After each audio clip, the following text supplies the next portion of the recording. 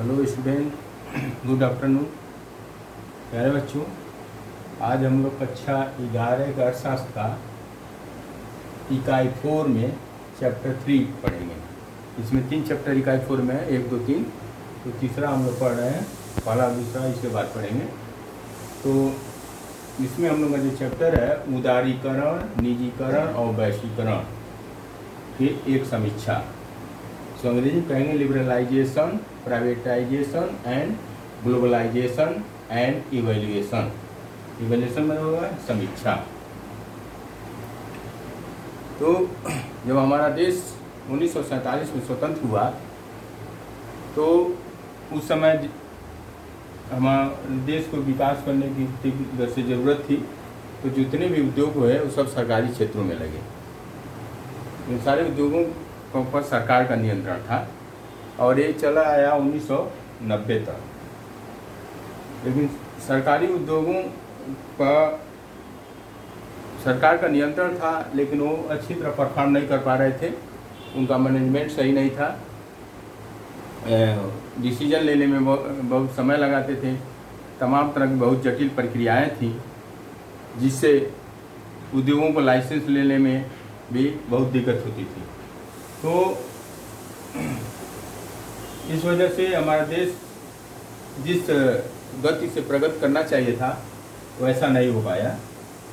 और 1990 में तो एक समय ऐसी स्थिति आ गई, उस समय चंद्रशेखर प्रधानमंत्री थे हमारे देश के, कि हमारा देश का भुगतान संतुलन था वो बहुत खराब हो गया था। देश के पास विदेशी मुद्रा भंडार बहुत कम था, ताकि हम विदेशों से वस्तुओं को आयात कर सकें। तो चंद्रशेखर प्रधानमंत्री थे, तो उनको सोना गिरवी रखना पड़ा विश्व बैंक के पास कर्ज लेने के लिए। और यह स्थिति 1991 में भी थी, जबकि उस समय चंद्रशेखर प्रधानमंत्री नहीं थे। उस समय पीवी नरसिम्हा राव प्रधानमंत्री थे और डॉक्टर मनमोहन सिंह वित्त मंत्री थे। डॉक्टर मनमोहन सिंह जो फिर बाद में हमारे 2004 से लेकर 2014 तक प्रधानमंत्री रहे। तो उस समय में हमारे पास विदेशी मुद्रा भंडार इतना कम था कि केवल 15 दिन का ही काम चल पाता, हम वस्तुओं का आयात कर पाते। तो प्रधानमंत्री और वित्त मंत्री ने दोनों लोग विश्व बैंक के पास, या IMF जिसको कहते हैं, इंटरनेशनल मॉनेटरी फंड, तो उसके पास गए कर्ज लेने के लिए। तो उन्होंने एक शर्त रखा कि कहा ठीक हम कर्ज देंगे, लेकिन आपको जो अपने के यहाँ जो सार्वजनिक उपक्रम है उनका प्राइवेटाइजेशन करना पड़ेगा, अर्थव्यवस्था को उदार बनाना पड़ेगा, और ये सब शर्त रख दिए। तो उन्होंने उन शर्तों को माना। और फिर वही 1991 में LPG पॉलिसी आई। LPG पॉलिसी का मतलब होता है, वैसे तो LPG का मतलब होता है लिक्विड पेट्रोलियम गैस। जो हमारे घरों में जो सिलेंडरों में गैस भरा रहता है उसका होता है LPG, लिक्विड पेट्रोलियम गैस। लेकिन यहाँ LPG का पॉलिसी मतलब होता है L से लिबरलाइजेशन, P से प्राइवेटाइजेशन एंड G से ग्लोबलाइजेशन, यानी उदारीकरण, निजीकरण और वैश्वीकरण।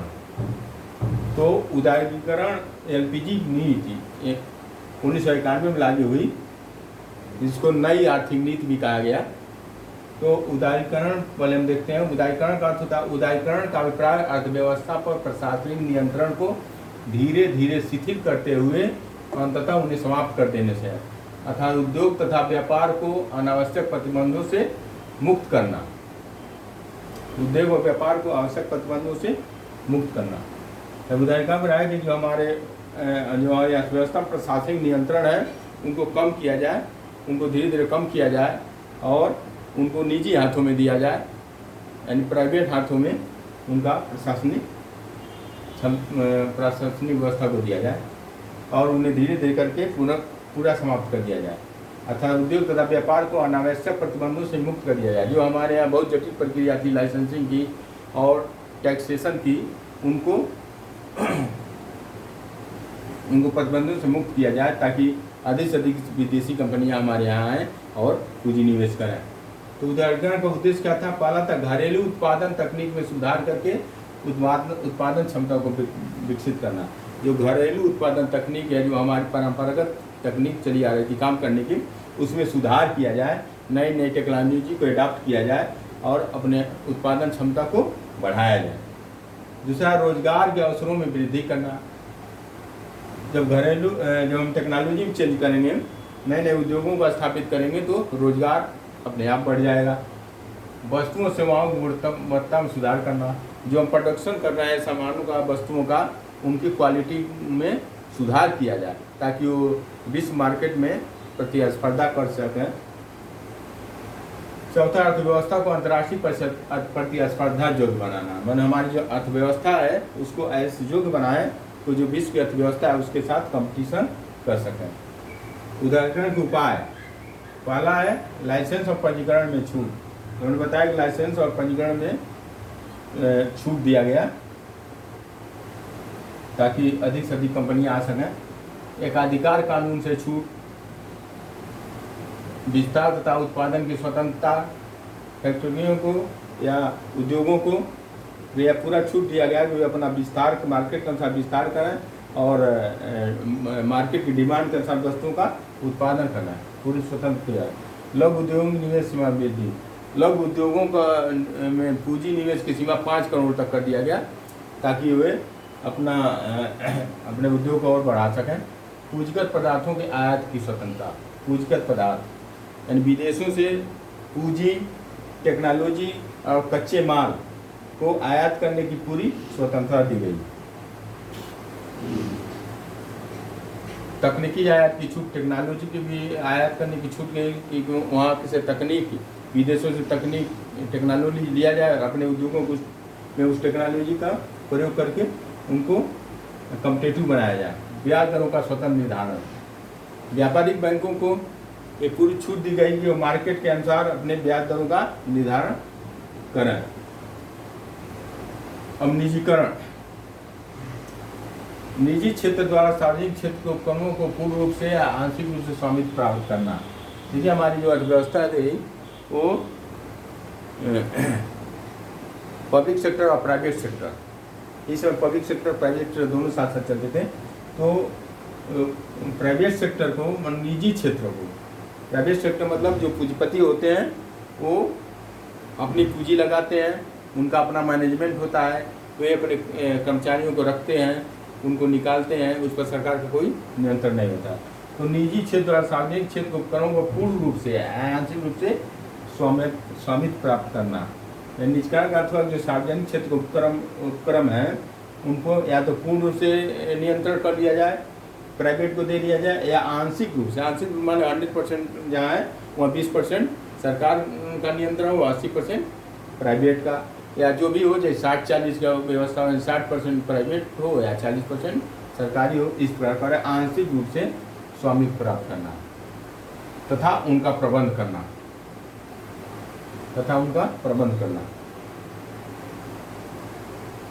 निजीकरण के उपाय। पहला, सार्वजनिक क्षेत्र को सीमित करना।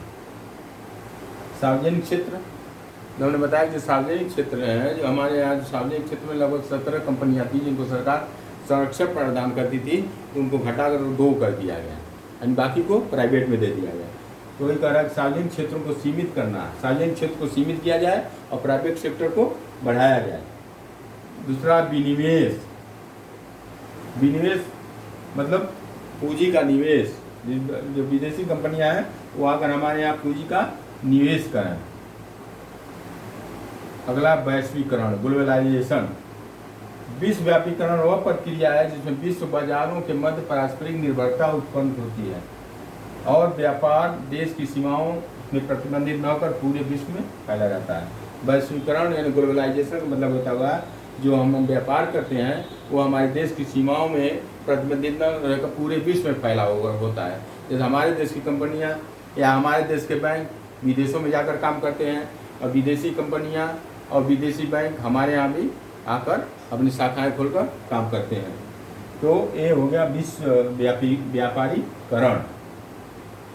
जैसे बहुराष्ट्रीय कंपनियां होती हैं, जो बहुराष्ट्रीय कंपनियां होती हैं जैसे अमेरिका, जापान, रसिया, पश्चिम जर्मनी, ऑस्ट्रेलिया, जो विकसित देश है उनका मुख्यालय वहाँ होता है, लेकिन उनकी शाखाएं पूरे विश्व में फैली रहती हैं, यानी उनके उद्योग धंधे हर जगह चलते रहते हैं। तो बहुराष्ट्रीय कंपनी एक ऐसा उद्यम जिसकी क्रियाएं एक देश से बाहर अनेक देशों में फैली रहती हैं। कह रहा है कि एक ऐसा उद्यम जिसकी क्रियाएं एक देश से बाहर अनेक देशों में फैली रहती हैं, वो बहुराष्ट्रीय कंपनियां कहलाती हैं। इनका काम क्या होता है? ये इनका एक काम एक खनन के क्षेत्र में काम करती हैं। खनन का मतलब होता है जैसे जहाँ जमीन के अंदर से कोयला निकाला जाए, आयरन और पेट्रोलियम तेल निकाला जाए, या कच्चा लोहा निकाला जाए, ये सब खनन क्षेत्र में आते हैं। तो खनन, चाय का व्यापार हमारे यहाँ बहुत बड़े पैमाने पर होता है। तो बहुराष्ट्रीय कंपनियाँ चाय के क्षेत्र में भी काम करती हैं, रबड़ उत्पादन के क्षेत्र में काम करती हैं, काफ़ी के क्षेत्र में करती हैं, कोको, वृक्षारोपण आदि कार्यों में कार्यरत रहती हैं। तो हमने देखा कि 1991 से जब उदारीकरण, निजीकरण और वैश्वीकरण जब ये शुरू हुआ तो हमारे देश की अर्थव्यवस्था धीरे धीरे अच्छी होने लगी। और जैसे अभी हम लोग देख लें बिजली का उत्पादन जब प्राइवेट सेक्टर में चला गया तो देखते हैं कि हमारे यहाँ बिजली अब अच्छी मतलब ज़्यादा समय तक रह रही है। और लेकिन ये है कि वो थोड़ा महंगा पड़ता है, प्राइवेट से बिजली लेने पर महंगा पड़ता है, लेकिन ये है कि वो मतलब जहाँ 2-3 घंटे रहती है वो हमारे यहाँ 8-10 घंटे 12 घंटे रह रही है।